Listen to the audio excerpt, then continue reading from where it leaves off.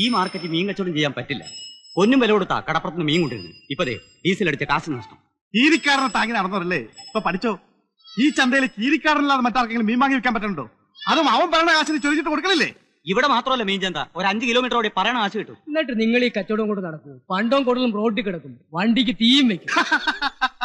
അനുഭവിക്കടാ. പട്ടാപ്പകൽ അസനക്കായി നടുറോഡിട്ട് വെട്ടിക്കൊന്നിട്ട് ആരെങ്കിലും കണ്ടോണ്ടായോ? അസനക്ക ഉണ്ടായിരുന്ന കാലത്ത് നിങ്ങൾ കച്ചവടക്കാർക്കല്ല പൊല്ലാപ്പുണ്ടായിട്ടുണ്ടോ? ഹൈദ്രോസ് പറഞ്ഞത് സത്യമാണ്. ആഴ്ചയിൽ 10-100 രൂപ കൊടുത്താലും ഹസനുണ്ടായിരുന്നപ്പോ സുഖമായിരുന്നു. ജോസിന്റെ ഉമ്മാക്കിയൊന്നും നടക്കില്ലായിരുന്നു. ഇപ്പൊ ജോസിനോട് നേർക്കൊന്നും മിണ്ടാൻ ആരാ ഉള്ളത്? നമ്മൾ വിചാരിച്ചാലും നടക്കും. ഇവനധികം ആയുസില്ല പോരുതേ.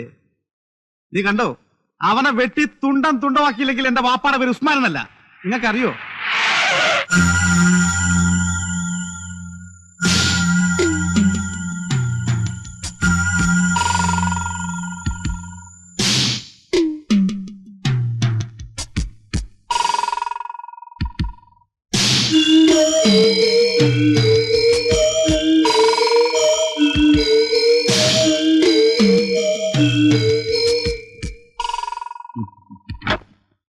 ചേട്ടാ നല്ല ഒന്നാന്തരം പോത്ത് ഇങ്ങോട്ട് വന്നാട്ടെ. എത്ര കിലോ വേണം ചേട്ടോ? ആ ചേട്ടനെ ഞാൻ അറിയുന്നാണല്ലോ. അങ്ങോട്ട് പോലെ അവന്മാര് പറ്റിക്കും. ചേട്ടൻ നല്ലൊരു പിന്നെ അങ്ങനെ എത്രയാ വേണ്ടത്? നല്ല ഇറച്ചിയാണോ? ഇവിടുന്ന് വാങ്ങിക്കണോ? വാതൂരില്ല പുതിയടാ. ചേട്ടാ അത് സൂക്കേട് വന്ന് ചത്ത പോത്താ. ഇങ്ങോട്ട് വന്നേ. ദേ നല്ല ഒന്നാന്തര ഇറച്ചി. ഇങ്ങോട്ട് വന്നേ. എത്ര കിലോ വേണം? ഇങ്ങോട്ട് വാ. ഇവിടെ ഞാൻ അവിടെ നിന്ന് വാങ്ങിച്ചോളാം. ഏത് പച്ചടത്തുനിന്നാ? ഇവിടുന്ന് വാങ്ങിച്ചോണ്ട് പോണ വേണമെങ്കിൽ. തമ്പിച്ചായ അയാൾ എന്റെ കടയിൽ നിന്ന് വാങ്ങാൻ വന്ന ആളാ. കീരിക്കാടൻ ജോസേട്ടന്റെ കടയാണിത്. ഇവിടുന്ന് വാങ്ങിയില്ലെങ്കിൽ നീ നിറച്ച് തിന്നില്ല. വിടറ അയാളെ. എന്താടാ കീരിക്കാരന് മാത്രം ഇവിടെ ജീവിച്ചാ മതിയാ? അധികം ആടരുത്. കളക്ഷൻ എടുക്കണ. എത്രയുണ്ട്? 1500. എന്താടാ വീട്ടിൽ തരാൻ താമസം? ബാക്കി കാശ് വീട്ടിലെത്തിച്ചോണം.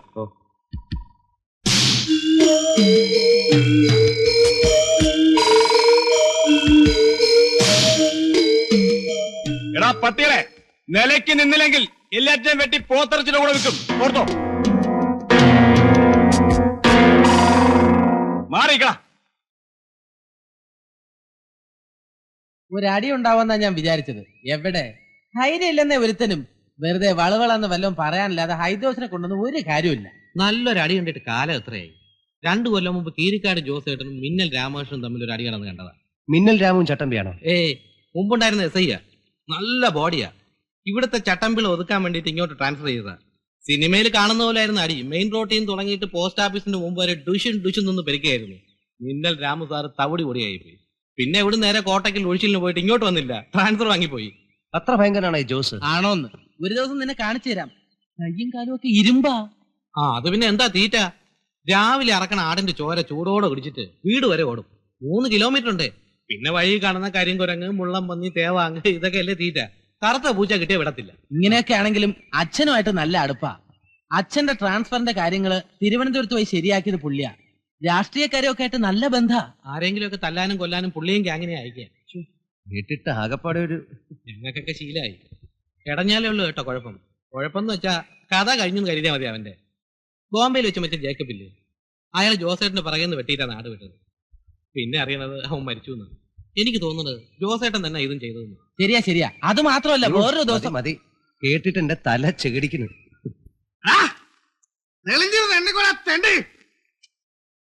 പണം കരഞ്ഞത് നടത്തിയ കഴിവാണ് എല്ലാത്തിനും കൂട്ടുന്നത്. എന്നെ ഇപ്പൊ വേണ്ടതായി. ജോസിന്റെ വാലാട്ടിയോട് ചോദിച്ചാൽ 100 കൊടുക്കും.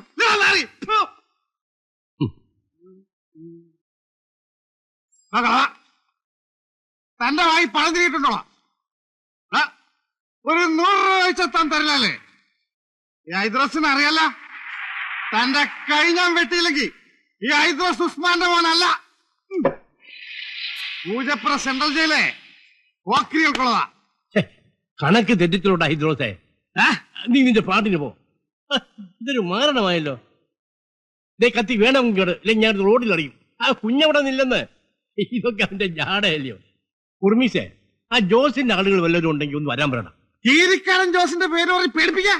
അല്ലെങ്കിൽ മനസ്സിലിരിക്കട്ടെ, ഒരു ദിവസം ജോസിന്റെ പണ്ടാം കുത്തി ചോർത്തിയില്ലെങ്കിൽ ഈ ഹൈദ്രോസ് എങ്ങാനും ജീവിക്കില്ല. എടാ, നാക്കിന് നരമ്പില്ലെന്ന് വെച്ച് വായത്തു എന്ന് പറഞ്ഞ് തല്ലുകൊണ്ട് ചകണ്ട. കുഞ്ഞിനെന്താ വേണ്ടേ? അരച്ചാക്കരി. അരച്ചാക്കരിയാണെന്ന് കൊടുത്തേക്ക്. നീ ആവാ പുതിയ താമസക്കാരനാ. ഹെഡ് കോൺസ്റ്റബിൾ അച്യുതൻ നായരുടെ മോന സേതു എന്നാ പേര്. ഓ പോലീസുകാരനാ. ഒരു 10 രൂപ കൊടുക്കല്ലേ കൊടുക്കല്ലേ. താന് ചുമ്മാ മാറി. ഇനി കാണണം. താൻ ചെവിന്ന് വിളിക്കോ. തന്നെ ഈ റോട്ടിലിട്ട് പന്ത് തട്ടവരെ തട്ടിയില്ലെങ്കിൽ താൻ വഹിക്കാം. ചുമ്മാ അരിയാണെന്ന് ഓർമ്മ. എന്റെ ഈശ്വര, മനസ്സുറപ്പിച്ച് എങ്ങനെ ജീവിക്കും ഇവിടെ? പോലീസുകാർ ഇതൊന്നും കാണുന്നില്ലേ? പോലീസുകാർക്കൊക്കെ കൈ നിറച്ച് കിട്ടുന്നുണ്ട്. നീ പറയട്ടെ. കിട്ടണില്ല എന്ന് പറയുന്നില്ല, പക്ഷെ അതിലും വലിയ കാര്യം അതല്ല. നമ്മുടെ കാര്യം വിട്, നമുക്ക് കുടുംബമായിട്ട് ഇവിടെ കഴിഞ്ഞു കൂടിപ്പോണ്ടേ. എന്റെ അമ്മേ, ദേ ഇത്രയും വരുന്ന ഒരു കത്തി കയ്യിൽ വെച്ചാ കളി. അത് വെച്ചൊരു താങ്ങിയ കാര്യം കഴിഞ്ഞില്ലേ? പോലീസ് ആയാലും പട്ടാളമായാലും കത്തി കയറിയ ചാവും. ഇതൊക്കെ കാണുമ്പോ വേറെ വല്ല ജോലിക്കും പോണതാ നല്ലതെന്ന് തോന്നി. നമ്മളൊക്കെ ആണുങ്ങളല്ലേ സേതു?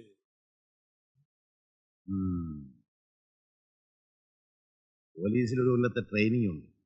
അതൊക്കെ കഴിഞ്ഞ് വരുമ്പോൾ നിന്റെ ഈ സ്വഭാവമൊക്കെ മാറും. പിന്നെ ഒരു ആന മതിച്ചു വന്നാലും ഒറ്റയടിക്ക് താഴെയിടാൻ തോന്നും. അല്ലേ? പിന്നെ അതൊക്കെ കഴിഞ്ഞു വന്ന പോലീസുകാർ തന്നെയല്ലേ ഇവിടെയും. എന്നിട്ട് ഈ മതിച്ച് നടക്കണേറ്റുങ്ങളെ നിലയ്ക്ക് നിർത്താൻ പറ്റണില്ലല്ലോ. എന്റെ പൊന്നു പെങ്ങളെ, ജീവന് പേടില്ലാത്ത പോലെ ആരാ ഉള്ളത്? പെങ്ങൾക്ക് ഇവിടുത്തെ കഥ വല്ലതും അറിയോ? ഇപ്പൊ ഈ കത്തി കാട്ടി പേടിപ്പിച്ചെന്ന് പറഞ്ഞില്ല ഐദ്രൂസ്, ഇവന്റെ ഒക്കെ ഒരു നേതാവ് ഉണ്ടായിരുന്നു ഇവിടെ, ഹസൻ. അവനാണ് ഇവിടെ ഈ മാർക്കറ്റ് ഭരിച്ചിരുന്നത്. തനി കാട്ടുപോത്ത്. അവനെ കൊന്നത് ഈ കീരിക്കാട് ജോസാണ്. വെട്ടി 10-12 കഷ്ടാക്കിയിട്ടല്ല ഇട്ടത്, അതും പട്ടാപ്പകൽ. അയ്യോ, എന്നിട്ട് കേസൊന്നും ഉണ്ടായില്ലേ? പിന്നെ കേസില്ലാണ്ട, പക്ഷെ തള്ളിപ്പോയി. ഒരാളും ജോസിനെതിരായിട്ട് സാക്ഷി പറയില്ല. പറഞ്ഞാൽ പിന്നെ ഇവിടെ ജീവിക്കണ്ടേ? പറയുന്ന സംശയം തോന്നിയ ഒരാളെ പിടിച്ചു കൂട്ടിക്കൊണ്ടേ തല്ലി ചതച്ച് ചപ്പിലേക്ക് കഴിഞ്ഞു. പിന്നെ 5-6 മാസം കിടന്ന് നീര് വാങ്ങിയിട്ടാ ചത്തത്. അവിടെ നിന്ന് തുടങ്ങിയതാണ് ഈ ജോസ്. 8-10 കൊലക്കേസിലെ പ്രതിയാ. ശിക്ഷിച്ചതോ വെറും 3 കേസിൽ. ജോസിന്റെ നേരെ ഒന്നിങ്ങനെ കൈ ചൂണ്ടിയാൽ പിറ്റേന്ന് അവന്റെ ശവം ഉറപ്പാ. തിരുവനന്തപുരത്ത് വലിയ വലിയ സ്ഥാനങ്ങൾ പിടിപാടുള്ള ആളാണ്. പിന്നെ ഈ പാവപ്പെട്ട പോലീസുകാർ ഞങ്ങൾ എന്ത് ചെയ്യാന്നാ പറയുന്നത്? എങ്ങനെങ്കിലും ഇവിടെ നിന്ന് പോയി കിട്ടിയാ മതിയായിരുന്നു. ഈ ആളെ എനിക്കൊന്ന് കാണണമല്ലോ. എന്തിനാ? അല്ല, വെറുതെ ഒന്ന് കാണാൻ.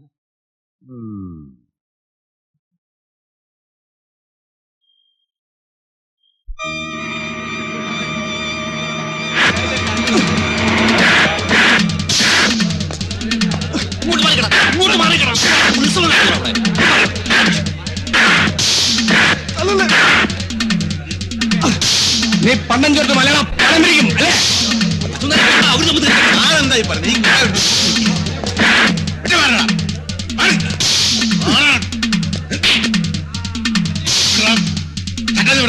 വിട്ടില്ലെങ്കിൽ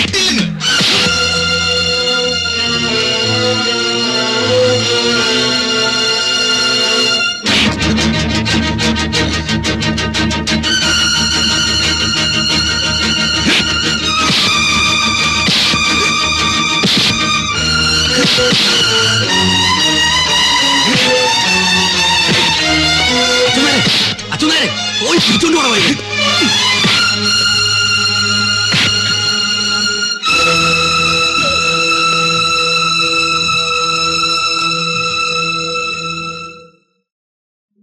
ഏതായാലും വണ്ടി കയറ.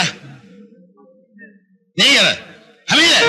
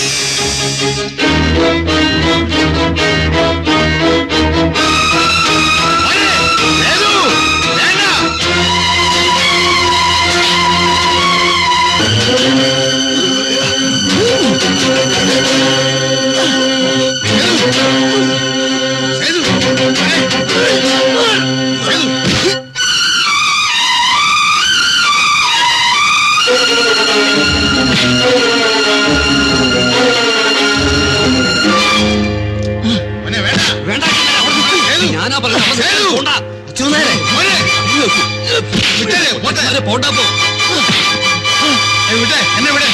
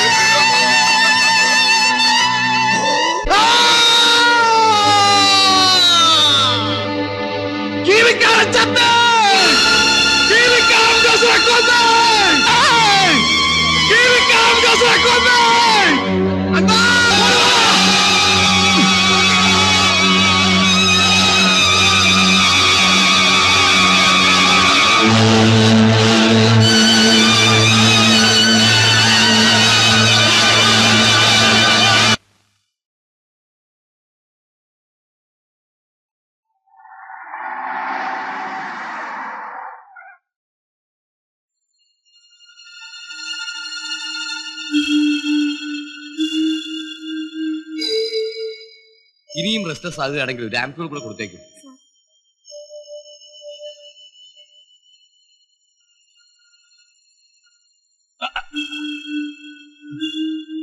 ഇതുവരെ യൂറിൻ പോയില്ലല്ലോ. ഓ സാരമില്ല, കോമ്പൗണ്ട് അല്ല. ഡോക്ടർ, എങ്ങനെയാണ് അവസ്ഥ? പരമേശ്വരന് ബോൺ ഫ്രാക്ചർ ഉണ്ടെന്നേ ഉള്ളൂ. But Jose is very serious. Head ഇഞ്ചുറിയാണ്. 24 hours കഴിയാതെ ഒന്നും പറയാൻ പറ്റില്ല. ഏതെങ്കിലും പ്രൈവറ്റ് ഹോസ്പിറ്റലിൽ കൊണ്ടുപോകണമെന്ന് വാശി പിടിക്കുന്നുണ്ട്. എവിടെ കൊണ്ടുപോയാലും ഹെഡ് ഇഞ്ചുറിക്ക് ഇത്രയൊക്കെ ചെയ്യാൻ പറ്റും. He's A criminal, is it? Notorious. എല്ലാവരും ആഗ്രഹിക്കുന്ന അയാളുടെ മരണമാണ്. ഞാൻ പോലും. ഞങ്ങൾക്ക് അങ്ങനെ ആഗ്രഹിക്കാൻ പാടില്ലല്ലോ. നാട്ടിലൊക്കെ മരിച്ചു എന്ന അറിവ്. അതവിടെ ആളുകൾ ആഘോഷിക്കുകയാണ്.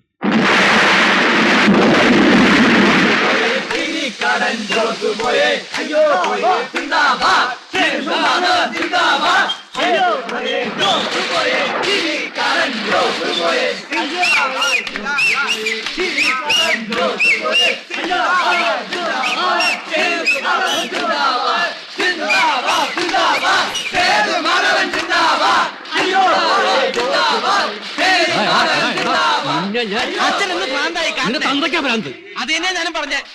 കുർത്ത കെട്ടാനേ നീ എനിക്ക് ഭ്രാന്ത് പിടിപ്പിക്കും. നീ ആ ചട്ടമ്പികളുടെ കൂടെ ചേരാൻ പോവാണോ? ഞങ്ങളൊരു രസത്തിന് വെറുതെ ചാവാൻ നോക്കണ്ട. ജോസി എത്തിട്ടില്ല. അവൻ തിരിച്ചു വന്നാണ്ടല്ലോ കോഴി ഇറക്കണ പോലെ ഇറക്കും. തിരിച്ചു വന്നാലല്ലേ പിന്നെ കഴുത്ത് ഞങ്ങൾ നീട്ടി കൊടുക്കുകയും വേണം. എന്റെ ഗോപാല സാറേ, സേതു ഞങ്ങളുടെ ഫ്രണ്ടാ. സേതുവിന്റെ പേര് കേട്ടാലും ജോസ് കിടുകിട്ട പറയും. എന്നിട്ട് സേതു ഇവിടെ ജോസ് വീഴുന്നതിന് മുമ്പ് അച്ഛനും അറിയില്ല, മോനും അറിയില്ല. അതാണ് ജോസ്. ജോസാണെന്ന് അറിഞ്ഞ നിമിഷം മുങ്ങിയതാ ചെക്കൻ. ഇനി തിരിച്ചു വന്നാ പറയാൻ വന്നു. അച്ഛാ